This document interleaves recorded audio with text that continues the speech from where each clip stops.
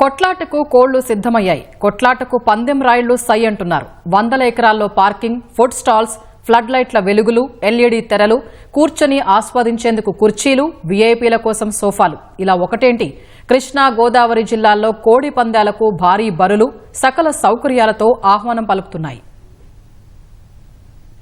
సంక్రాంతికి సొంతూరు వచ్చిన వారిని అలరించేందుకు విజయవాడ శివార్లలో భారీ ఎత్తున కోడిపందేల బరులు సిద్ధమయ్యాయి.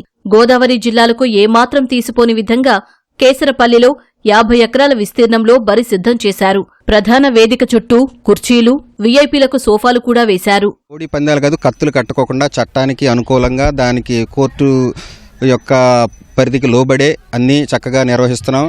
పగలు రాత్రి 2 దీంట్లోనూ పందెం జరుగుతూనే ఉంటుంది. ఈ 3 రోజులు చెప్పదలుచుకుంది ఏంటంటే, ఈ నిర్వాహకులు చక్కగా చేసి ఈ 3 రోజులు మంచిగా నిర్వహిస్తారని నేను ఆశిస్తున్నాను. వాళ్ళు వచ్చిన వాళ్ళకి అందరికీ time to time, suppose 2 hours వాళ్ళు వెయిట్ చేస్తే దాని తగ్గట్టు స్నాక్స్, ఫ్రూట్స్ కానీ, మధ్యలో లంచ్, డైలీ యావరేజ్న 2500 మెంబర్స్కి లంచ్ అరేంజ్ చేసాం, డిన్నర్ అరేంజ్ చేసాం. అంటే డైలీ యావరేజ్ 5000 మెంబర్స్, 3 డేస్కి 15,000 మెంబర్స్. బెంగళూరు, హైదరాబాదు, చెన్నై, ఛత్తీస్గఢ్ నుంచి కూడా వస్తుంటారు.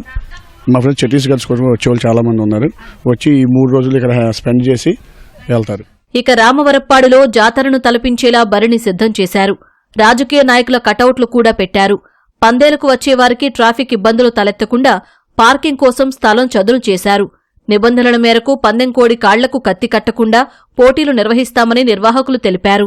ఎన్ని సాంప్రదాయమైన ఎక్కడ హింసకు తావు లేకోకుండా హైకోర్టు ఆదేశాలు స్వీకరిస్తూ దాని ద్వారా మేము ఈ ఫెస్టివల్ కార్యక్రమాన్ని ఈ 3 రోజులు మేము నిర్వహించడానికి చేయడానికి సిద్ధంగా ఉన్నామండి. మేము ఇదివరకు కోడి పందాలంటే ఇక్కడి నుంచి కోనసీమ వెళ్ళి కోనసీమలో చూసి వచ్చేవాళ్ళం మేమైతే. అప్పుడు కోనసీమను తలపించే విధంగా అక్కడ ఏర్పరిచిన దానికంటే భారీగా ఏర్పాట్లు చేసి ఒక ఆహ్లాదకరమైన ప్రదేశాన్ని క్రియేట్ చేసి మేము హైకోర్టు ఆదేశాల మేరకు నిర్వహిస్తున్నామండి. ఈ సంవత్సరం కూడా భారీ ఏర్పాట్లు చేయడం జరిగింది.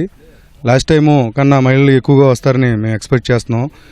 అన్నీ కూడా హైకోర్టు ఆదేశాలతోనే జరుగుతున్నాయండి. ఎక్కడ కూడా డివియేషన్ లేదు. అంబేద్కర్ కోనసీమ జిల్లా ముమ్మిడివరం నియోజకవర్గం మురమళ్లలో కోడి పందేలకు బరులు సిద్ధమయ్యాయి.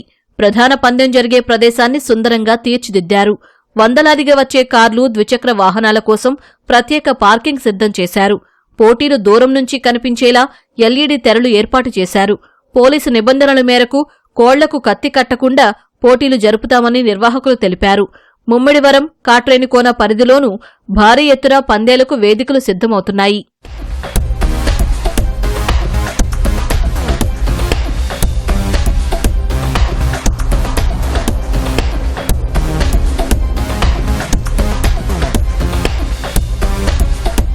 కొన్ని చోట్ల కోడి పందేల బరుల్ని పోలీసులు ముందే ధ్వంసం చేస్తున్నారు.